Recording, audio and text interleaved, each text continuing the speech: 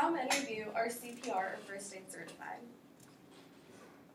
According to the 2014 journal from JAMA International Medicine, only 4.07%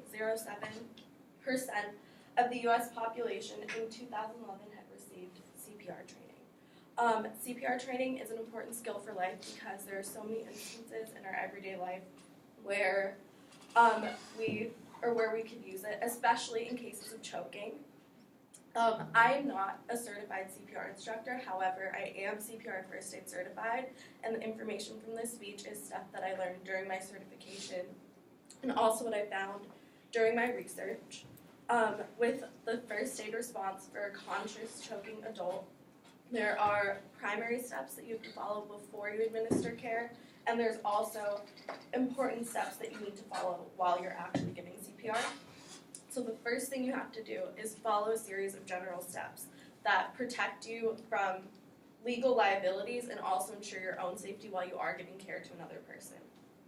The following steps are primary steps that you must take according to a 2011 Red Cross manual called Adult First Aid CPR AED Training Ready Reference. So the first thing you want to do is check the scene for safety, and this is to make sure that it's safe enough on the scene for you to give care without having to worry about your own safety.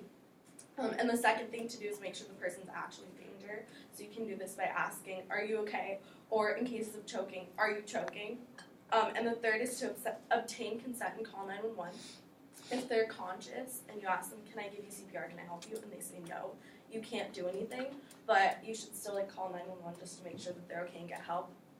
If they're unconscious, consent is implied, but this is the only situation ever where consent is implied with an unconscious person.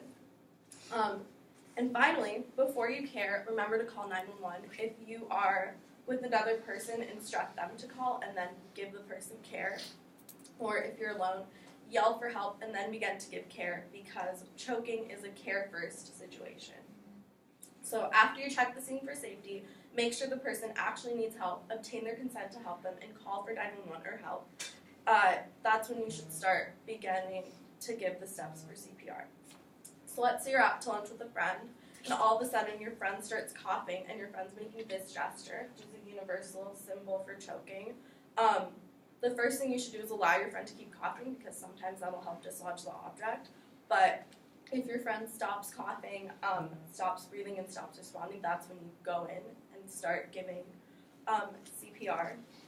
And as the 1982 article by Sarah M. Sumner called Emergency First Aid for Choking says, allow the friend to cough and then respond when they stop coughing or responding. Can I get an audience volunteer for the next part? Minnie? Okay.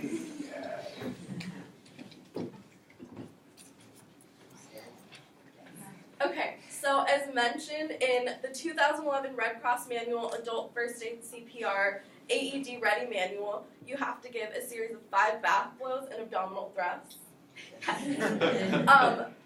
So the position you would get in to give back blows is you'd get on their side and you'd put your arm on their shoulder and then tilt them over so that their head is below their waist, and then you take your palm and give them 5 back blows, and then you would get into abdominal thrust position. So you would use your leg, you'd have one leg in front of you to support, and you would take your arms around their waist and make one hand a fist, and then have your other hand on top of it, and then put your hand above their belly button and thrust upwards, and you do that 5 times. You can go back to that, thank you. Yeah.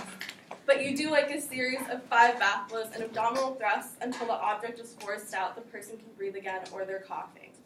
And if you're alone, make sure to call 911 after it's no longer necessary to give care.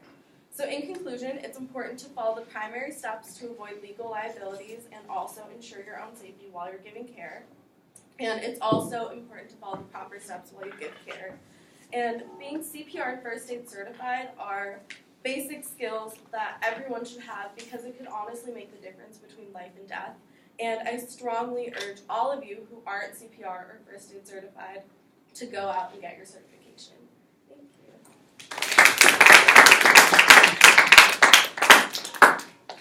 Okay. Manisha, how was it? kind of worried about like time because when I practiced it, I went over. But I think it went a lot better than my other speeches, just because I feel like it was more fun and interactive, and I like really like the topic because it's something I'm like kind of passionate about. But yeah. Okay. All right. Yeah. Okay. Teammates, if you could.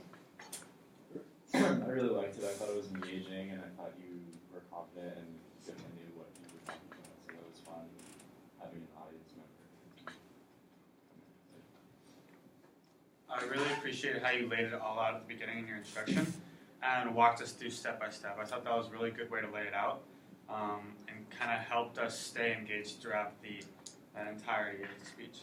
I thought that it was really well organized and easy to follow, and you sounded like you really knew what you were talking about, and I really liked that you used like an audience member as your visual aid. It was like really informative. You definitely did sound like you knew what you're talking about, both from personal experience and from the articles that you cited. So like that's double the amount of kind of credibility right there. And then on top of that, it was like I always thought of CPR as something like too complicated to like take the time for, but like you laid it out so simply. It seems like anyone in this room could do it.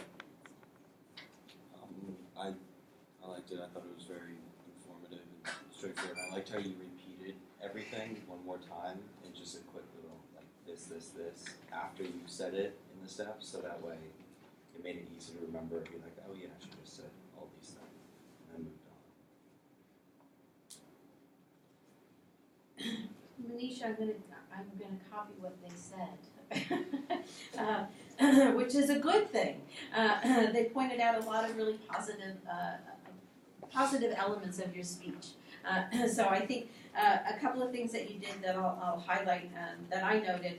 First of all, when you asked the question, how many of you actually asked the question, you gave us an opportunity to respond, and you actually looked and scanned the entire room. You did the whole horseshoe before actually answering the question, which meant that you gave us a second to pause, and yourself a second to pause and slow down just a little bit.